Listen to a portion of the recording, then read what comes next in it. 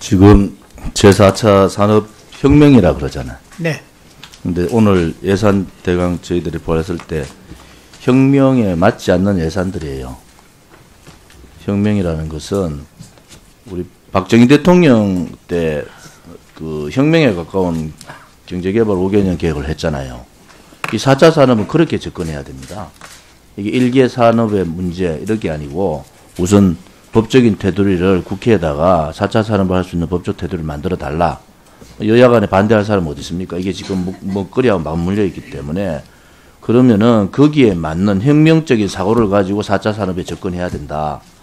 지금 정부가 기업을 못 따라가고 또 우리 정부가 지금의 경제 규모에 비해서 4차 산업이 굉장히 늦어버렸단 말이에요. 그러면은 이 정부가 산업혁명이라고 4차 산업혁명이라고 말을 붙이면은 혁명적 사고를 해달라 말씀을 부탁드리고 그거 할 때가 양심 가지고 있는 장관밖에 없어요.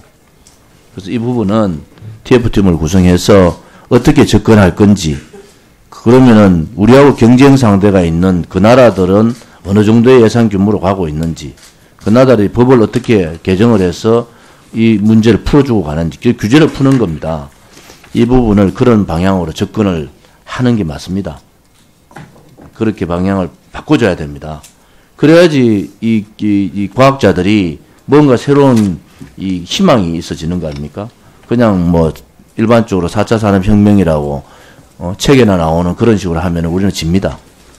여기는 뭐 예산 부분도 마찬가지고 법률 부분도요. 혁명답게 바꿔야 됩니다. 그것을 장관이나 여기 계신 분들이 그런 사고를 가지고 가야지 그 효과가 언제 나느냐 10년 있다 나는 거예요. 그 효과가. 그러니까 이 정부의 이렇게 뭐 홍보용으로 이렇게 거치레를 하실 필요 전혀 없습니다. 완전히 바꾸겠다는 생각을 하고 해주시고요. 예, 감사합니다. 요즘 제가 29살부터 정치를 했으니까 59이니까 딱 30년 한 겁니다. 중간에 물론 대기업도 있다고 했는데 정치 보복은 정치 보복을 또 부르는 겁니다. 절대로 대한민국은 좌우의 이념이 있기 때문에 보복이라는 생각이 국민들 인식이 들어가는 순간에 그 다음 보복이 또 기다리고 있는 겁니다. 이거요. 얼마나 많은 사람한테 더 주고 나가야 됩니까? 지금은 노무현 대통령이 그런 선택을 하셨으니까 전 정부 대통령들도 그런 선택을 유도하고 있는 것 같은 느낌이 자꾸 드는 거예요. 정치는 그래 하는 게 아닙니다. 여야를 떠나서 정치 보복이라는 국민들의 인식이 많아지면은 그 다음 정치 보복 순서로 갈 수밖에 없는 겁니다. 그러니까 완장차고 정권 안 뺏기려고 적폐라는 얘기를 가지고 완장차고 계속 가는 거예요.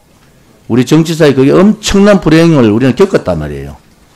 그런데 이제 5개월, 6개월 지났으면은 기본적인 틀은 알고 국민들이 판단할 수 있는 여러 가지 제안은 한 거예요. 이제 국민들한테 목을 넘겨줘야 되는 겁니다.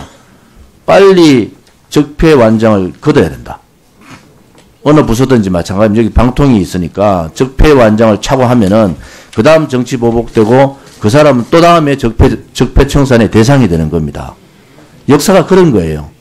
그것을 빨리 깨달으면 깨달을수록 현명한 사람이다. 이런 말씀을 좀 드리겠습니다. 그리고 제가 미국 기자들하고 요즘 인터뷰 자주 하는데요. 제가 물어봤어요. 어느 세계의 부정부패 지도자가 들어가서 2달, 3달 만에 부정부패했는 돈을 받았다는 통치의 행위하고 통치자금 행위는 다른 거예요. 그렇지 않고 돈을 받았다는 증거가 나오지 않은 지도자 있었냐? 없다 그러더라고. 지금 6개월 수사하고 6개월 재판하고 또 6개월 구속 연장했는데 직접적인 돈 거래가 없는 거예요. 그럼 국민들이 이제 판단을 하는 겁니다. 이거 몰아붙인다고 되는 게 아니에요. 그것은 결국은 뭐냐? 노무현 대통령 같이 MB 대통령이나 박근혜 대통령이나 다 그런 전철을 밟아라는 거 아니에요. 그러면 대한민국은 또 보복하고 복수하고 이런 상황이 가는 겁니다. 그래서 이거를 빨리 깨달으면 깨달을수록 올바른 정치인이다. 저는 그렇게 보는 입장이고요. 지난 정부 때 권양숙 여사 그다음에 노무현 대통령 일가족 구속시키라고 얼마나 많아 640만 불 현찰 받았지 않습니까? 얼마나 얘기 많아. 이거는 팩트잖아요. 그런데 안 했잖아요. 그 작업 안 했잖아요. 전 정부에서가 정치 보복이라고 해서 절대로 그래 안 하기, 한 발도 안 나간 겁니다. 이게요, 판단을 하셔야 되는 거예요. 이제 정부가. 이 예산에서 이런 얘기를 할 수밖에 없는 상황이 정말 안타깝지만은 해야 된다. 이거 빨리 판단할수록 그 대한민국에 대한, 여러 가지 생각이 달라진다. 이런 말씀을 드리고요. 예산안 제가 쭉 이렇게 읽어보고 봤습니다만은 아까 말씀드린 대로 다른 거는 제가 뭐 특별한 얘기 안 드리지만은 4차 혁명은 혁명답게 예산하고 그 다음에 법안 바꾸십시오. 왜? 이 정부의 문제가 아니에요. 이 정부가 4차 혁명의 중심에 딱 스타트에 서버렸기 때문에 여기서 틀을 잡고 가지 못하면은 우리는 어려워진다. 못 따라갑니다. 그냥 기업한테 맡겨놓는다? 뭐 법을 풀어주고 해야지 기업한테 맡겨놓고 투자.